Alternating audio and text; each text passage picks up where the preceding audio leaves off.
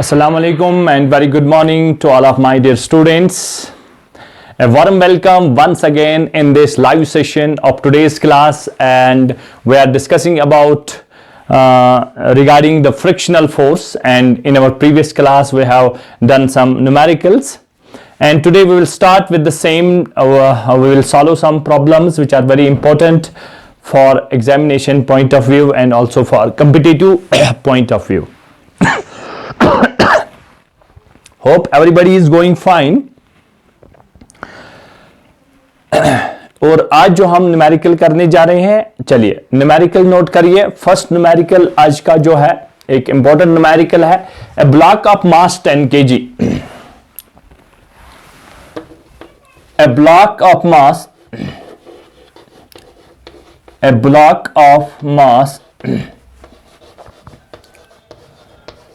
10 kg.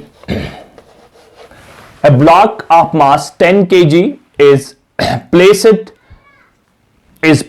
on a horizontal plane.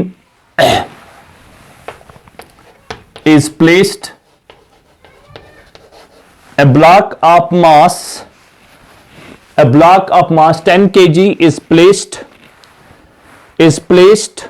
on an inclined plane, not horizontal. It is basically on an inclined plane. Is placed on an inclined plane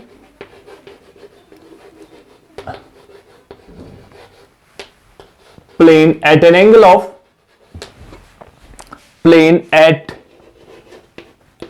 angle of 30 degree. ये ऐसे at an angle of 30 degree angle पर हमने इसको place किया है. If the coefficient of friction is 1 by root 3, if the coefficient of friction, और coefficient of friction को हम क्या बोलते हैं? Coefficient of friction mu. If the coefficient of friction mu जो है that is equivalent to 1 by root 3, ये वहां से दिया गया है. If the coefficient of friction is 1 by root 3, find the force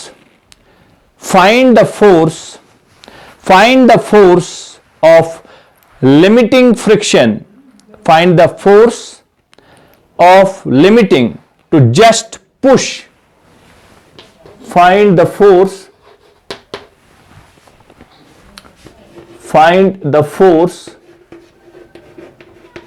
ये जो है find the force required to just push the body. Find the force required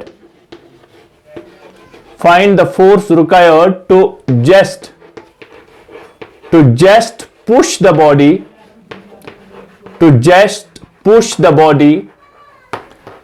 find the force required to just push the body up the inclined plane. Push the body up the inclined plane. Push the body up the inclined plane. Push the body up the inclined plane. Push up the body inclined plane. Push up the body inclined plane. Push up the body inclined plane. हमें force निकालना है. How much force is required so that the body will be pushed up the inclined plane. ठीक है, फिर से. A block of mass 10 kg is placed on an inclined plane at an angle of 30 degree. अगर आप ध्यान से देखेंगे, ये कल मैंने आपको बड़े अच्छे से समझाया है कि अगर इस तरह का हमारे पास सिनारियो होगा, कितनी डिग्री एंगल पर है? ये 30 डिग्री एंगल पर है. A block of mass 10 kg is placed on an inclined plane at an angle of 30 degree. एक ब्लॉक है, ये वाला एक ब्लॉक है यहां पर, इसको ऐसे रखा गया है. Inclined plane 30. If the coefficient of mu यहां पर दिया है, कोएफिशिएंट ऑफ फ्रिक्शन म्यू जो है वो हमें दिया गया है 1 by root 3. हमें बताना है how much force is required. ये अप इंक्लाइंड प्लेन, अगर हम इसको अप करेंगे तो ये फोर्स F जो है ये ऊपर की ओर कितना फोर्स लगेगा, हमें इस फोर्स का वैल्यू निकालेगा. Minimum force up the inclined plane कितना फोर्स हमें लगेगा. ठीक है, जब भी इस तरह का सिनारियो होगा, ध्यान से, तो फर्स्ट ऑफ ऑल हम क्या करेंगे, हम देखेंगे कि ऊपर फोर्स, इस फोर्स को अगर आपको ऊपर की ओर फोर्स लगाना है, लेट्स हैव अ लुक. अगर आपको ऊपर की ओर फोर्स लगाना है, इसको आपको ऊपर ले जाना है, अप करना है, तो आपको देखना है आपको कौन कौन सा फोर्स नीचे कंपनसेट करना है, यानी किस किस फोर्स के अगेंस्ट आपको ये फोर्स चाहिए। तो अगर इसका मास कितना है, अगर इसका मास है, इसका मास दिया गया है ब्लॉक ऑफ मास 10 kg, तो इसका मास है यहां पर 10 kg। अब देखिए इसका mg नीचे लगेगा, ये mg वाला फोर्स है, ठीक है।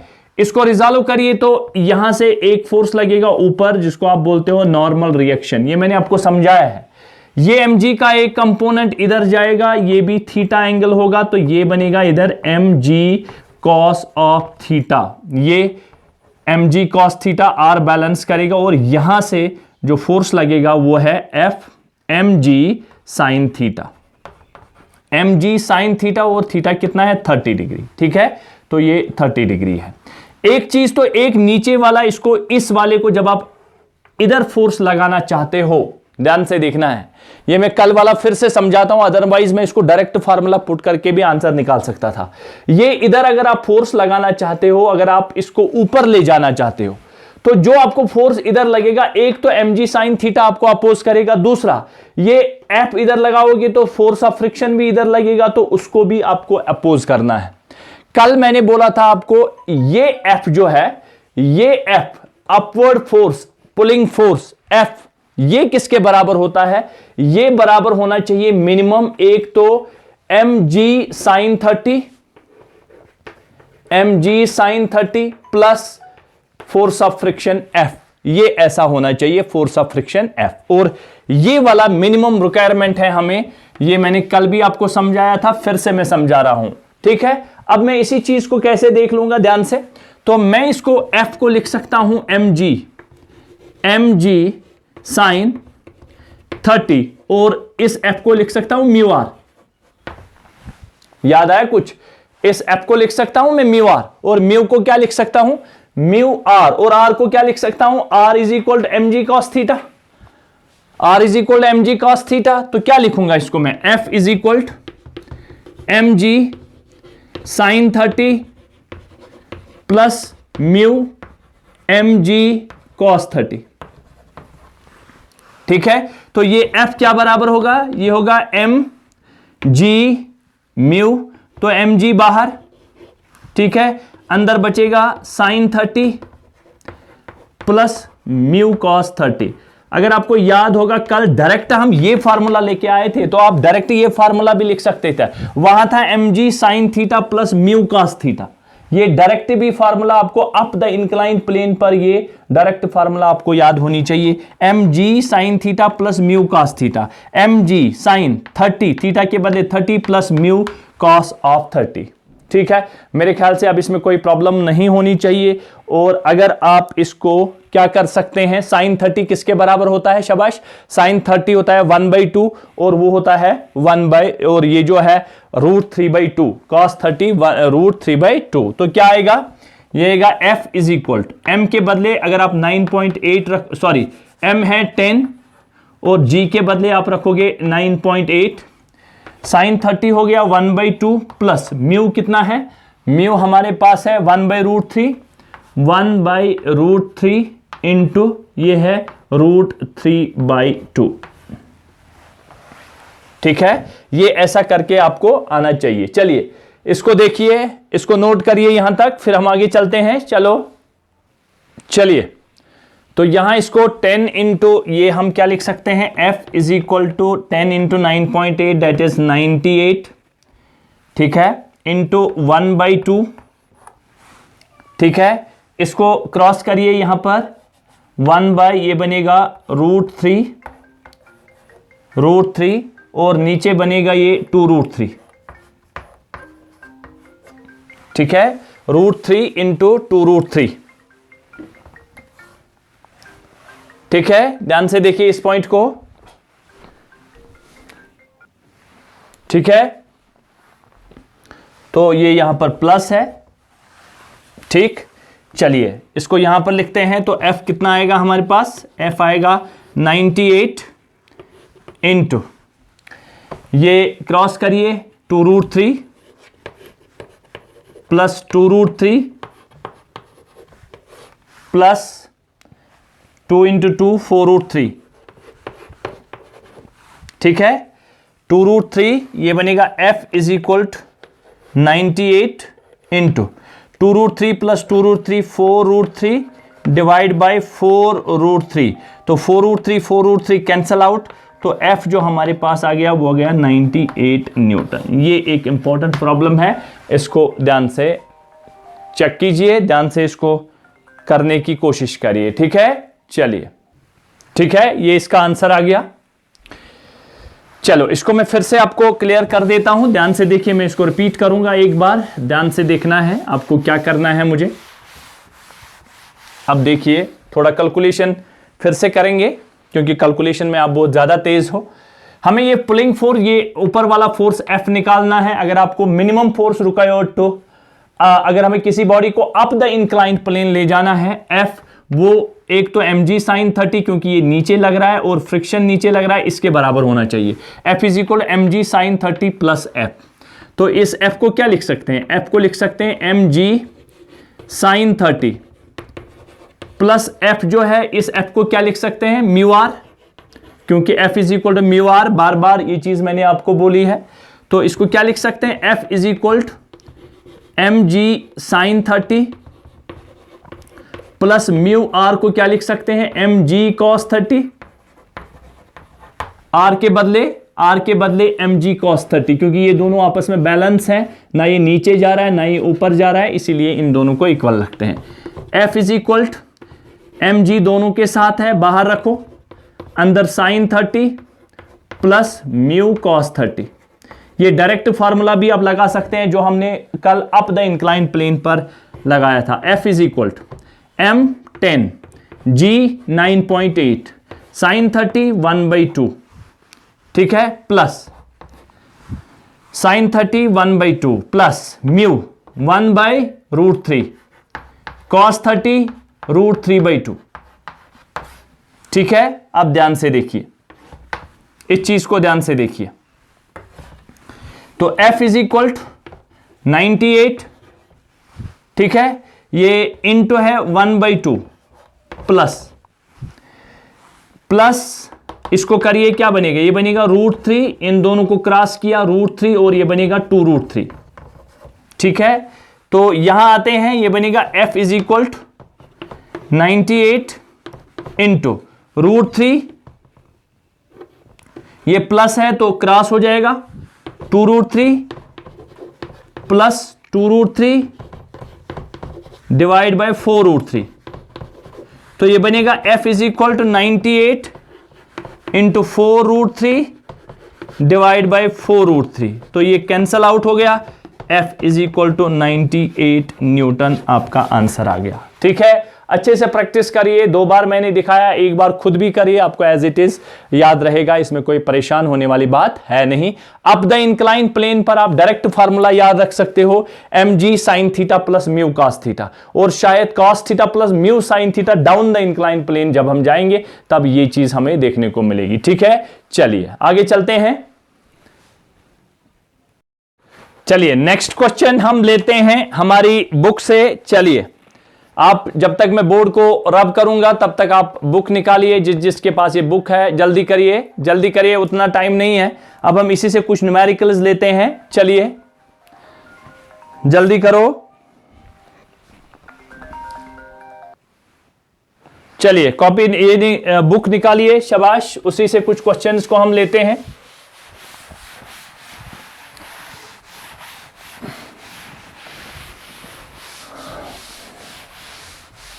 बुक सामने रखिए, चलो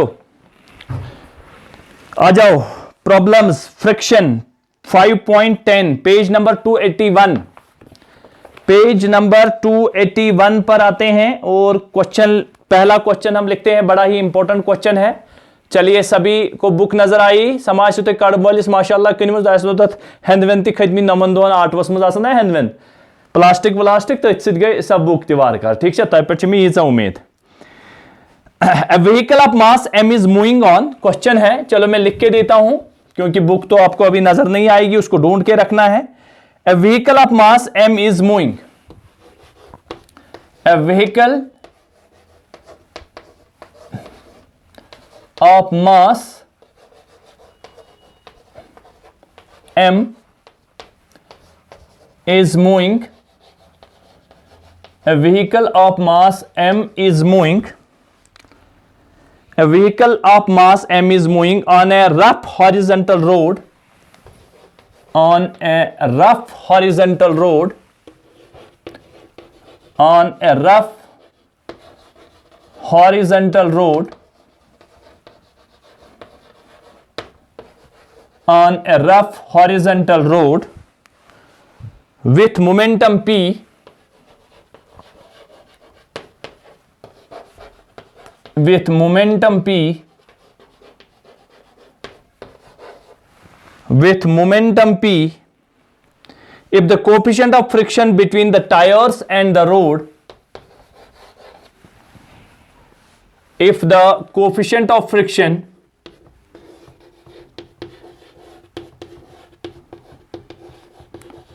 if the coefficient of friction between the tires and the road, if the coefficient of friction between the tires and the road be mu, between the tires and road be mu है इनके पास coefficient of friction, then stopping distance s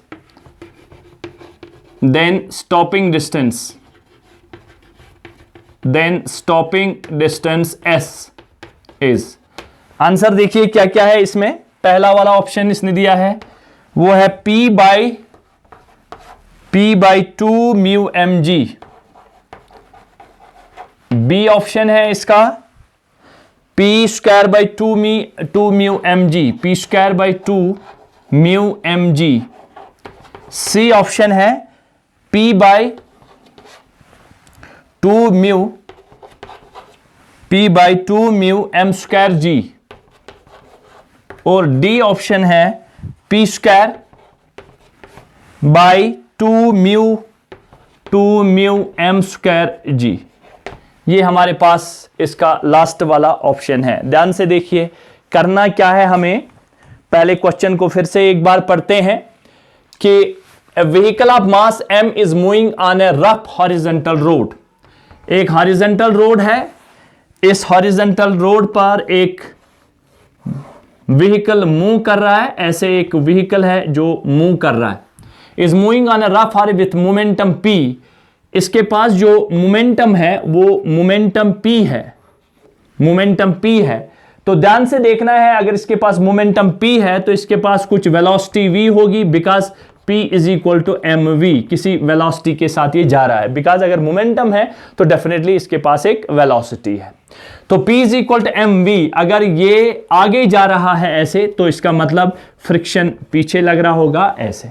ठीक है, हमें find out करना है s, stopping distance. ठीक है, स्टॉपिंग डिस्टेंस हमें पता करना है। पहले अगर ध्यान से देखा जाए तो मुझे बताओ इस पर फोर्सेस कौन कौन से लग रहे हैं। इस पर फोर्सेस नीचे लग रहा है mg और ऊपर लग रहा है r, नीचे फोर्स लग रहा है mg, ऊपर लग रहा है r, ये चीज है, और ये पीछे की ओर लग रहा है फ्रिक्शन f, और इसके पास मोमेंटम है p is equal to mv। तो हमें क्या निकालना है, हमें s को निकालना है। ध्यान से देखिए स्टॉपिंग डिस्टेंस, इसमें ध्यान से देखना है, इसमें हमें और एक चीज है, हमारे पास जो f इज इक्वल, इसमें अगर मोमेंटम है तो हम इसमें एक्सेलरेशन फाइंड आउट कर सकते हैं।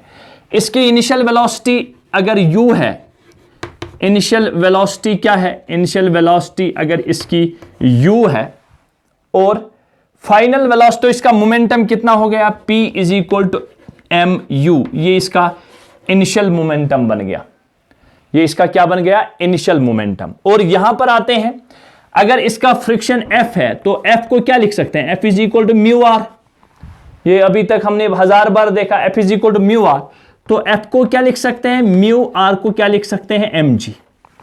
क्लियर, ये चीज यहां पर रख दो, ये हमें इन टर्म्स ऑफ mg, क्योंकि mg नून है, mg का हमें पता है। ठीक है, ये एक चीज है। और हमें पता है जो हमारे पास, अच्छा ये अगर इधर जा रहा है उसके बाद बोल रहा है कि horizontal road with momentum p, if the coefficient of friction between the tyres and road be mu, then stopping distance s, stopping distance s। तो इसका मतलब यह है कि ये व्हीकल स्टॉप हो रहा है, क्योंकि हमें स्टॉपिंग डिस्टेंस निकालना है। तो मान लो अगर ये डिस्टेंस s निकाल रहा है, उसके बाद में ये स्टॉप हो रहा है। अगर ये स्टॉप हो रहा है तो इसका मतलब फाइनल वेलोसिटी इसकी क्या मिलती है, 0, और इसका फाइनल मोमेंटम क्या आएगा, 0।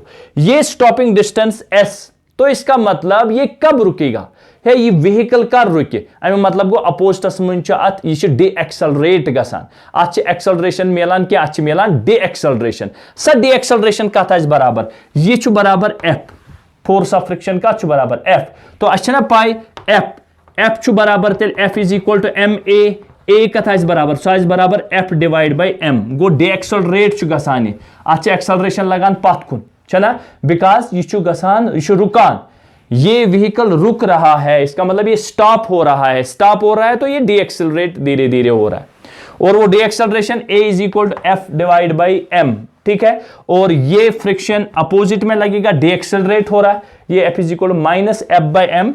तो a किसके बराबर निकलेगा, माइनस एफ। f के बदले क्या लिख सकते हैं, f के बदले लिख सकते हैं म्यू एम जी, f के बदले लिख सकते हैं mu m g divide by m, m और m कैंसिल हो गया, a is equal to minus mu g, ये हमें एक्सेलरेशन का वैल्यू आ गया, minus mu m g. Minus मतलब डे एक्सेलरेट हो रहा है, फ्रिक्शन की वजह से ये रुक रहा है, बिकॉज आगे स्टॉपिंग पोटेंशियल, स्टॉपिंग वेलोसिटी जो है, ये स्टॉपिंग डिस्टेंस, ये स्टॉप हो रहा है तो हमें स्टॉपिंग डिस्टेंस ही निकालना है। ये हो गया a is equal to mu g, clear. अब देखिए, तो यहां पर p is equal m v, इसके पास इनिशियल वेलोसिटी है, फाइनल इसकी 0 होगी, तो u किसके बराबर निकलेगा, u निकलेगा बराबर p बाई एम। यहां पर u किसके बराबर निकलेगा, u निकलेगा p बाई एम, और फाइनल वेलोसिटी किसके बराबर है, 0, ठीक है, क्लियर है। तो according to equation of motion, तो हमारे पास इक्वेशन ऑफ मोशन क्या है, v square minus u square is equal to 2as, ये हमारे पास इक्वेशन ऑफ मोशन है।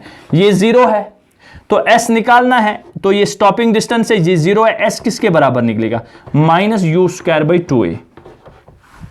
तो this implies minus u square हो गया माइनस u के बदले p, ये बनेगा p square by m square, क्योंकि u स्क्वायर है, u के बदले लिखेंगे p square by m square divide by 2, और a के बदले क्या लिखेंगे, माइनस म्यू जी, ठीक है। अब ध्यान से देखिए, ये क्या मिलेगा, ये दोनों माइनस माइनस कैंसल आउट हो जाएंगे, ठीक है। तो ये मिलेगा मुझे p square by m square, इसको 1 करेंगे तो ये ऊपर आ जाएगा, ये बनेगा हमें p square divide by 2 mu m square g, हमें स्टॉपिंग डिस्टेंस मिल रही है।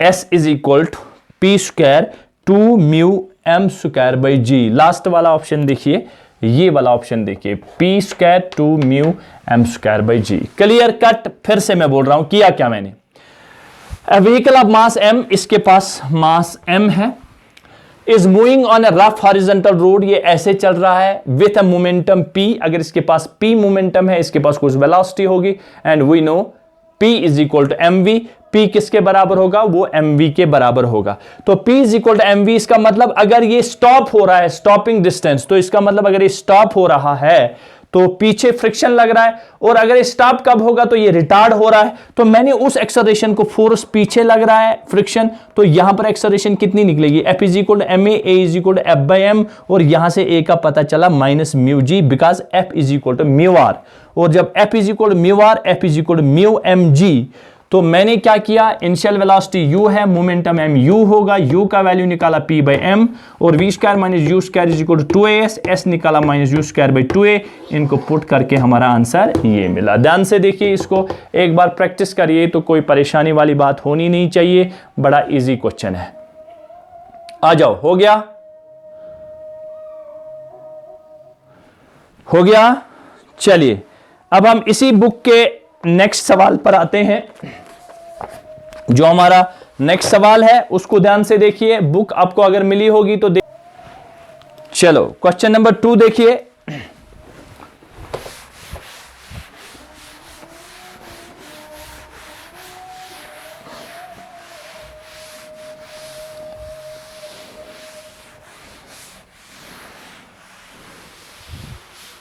आ जाओ।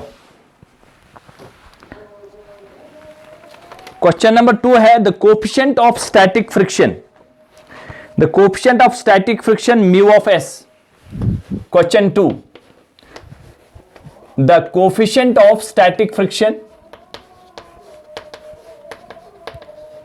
the coefficient of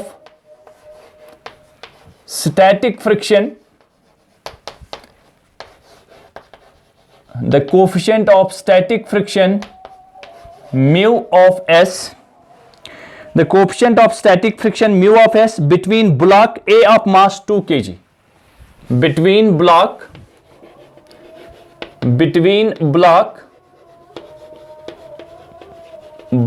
of mass 2 kg,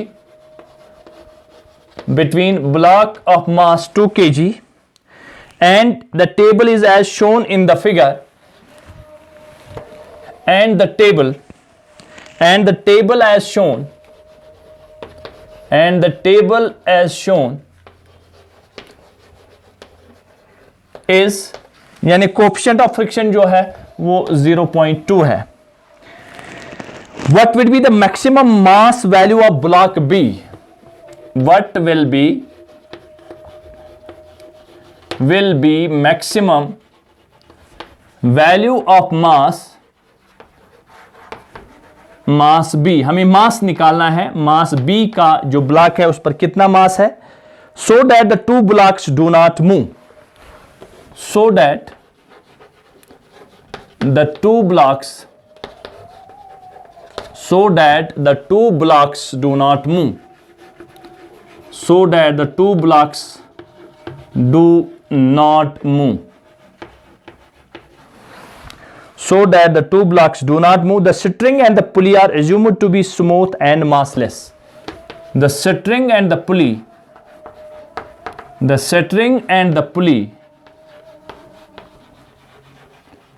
are assumed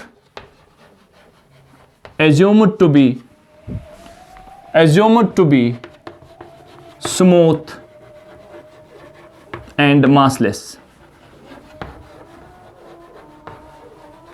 ये देखिए क्वेश्चन क्या है, हमारे पास एक टेबल दिया गया है, इस टेबल पर, ये ऐसे टेबल है, इस टेबल पर हमने दो मासेस रखे हैं ए और बी। ए का मास है 2 kg, ए का मास है, ये ए ब्लॉक है, इसका मास है 2 kg, और इसको यहां से स्ट्रिंग से, और एक कॉमन स्ट्रिंग है, और यहां से मास बी है। ठीक है, ये सिनारियो दिया गया है। The coefficient of static friction mu of S जो है वो mu of S is equal to 0.2। What will be the maximum value of mass B? इस बी का वैल्यू कितना हो, मास ऑफ बी कितना होगा वो निकालना है। So that the two blocks do not move, यानी ये गोस त्यूता मास आसुन कि यम गस न मूव करन कि, ठीक है, यम गस रोजन एक्सी जाय, यम गस रोजन इक्विलिब्रियमस में। चलिए अब ध्यान से देखिए, अगर इसकी फ्री बॉडी डायग्राम बनाई जाए, बी की फ्री बॉडी डायग्राम बनाई जाए, यहां क्या लगेगा, ऊपर टेंशन, तो ऊपर क्या लगेगा इसको, टेंशन। स्ट्रिंग है ना, और स्ट्रिंग में मैंने हमेशा बोला है टेंशन ही लगेगा, और नीचे लगेगा mg, अगर इसका मास कुछ है m तो नीचे लगेगा mg, राइट, ऊपर टेंशन। क्लियर? जरा इसका ब्लॉक डायग्राम, इसका फ्री बॉडी डायग्राम बनाओ। 2 kg का नीचे क्या आएगा 2g, ऊपर क्या आएगा नॉर्मल रिएक्शन R है ये ना, नॉर्मल रिएक्शन R, यथ मज गोस योर टेंशन T, यथ मज गोस योर टेंशन T। क्लियर छा? तो योकुन क्या लगिस, योकुन लगिस फ्रिक्शन F, सु गो बराबर म्यू आरस। तिक्याज अगर योकुन इंटेंशन ऑफ मोशन आस पकनुक, योकुन आस इंटेंशन ऑफ मोशन पकनुक, इंटेंशन ऑफ मोशन आस योकुन, तो फ्रिक्शन आस ना योकुन, यह आस फ्रिक्शन योकुन। क्लियर छा?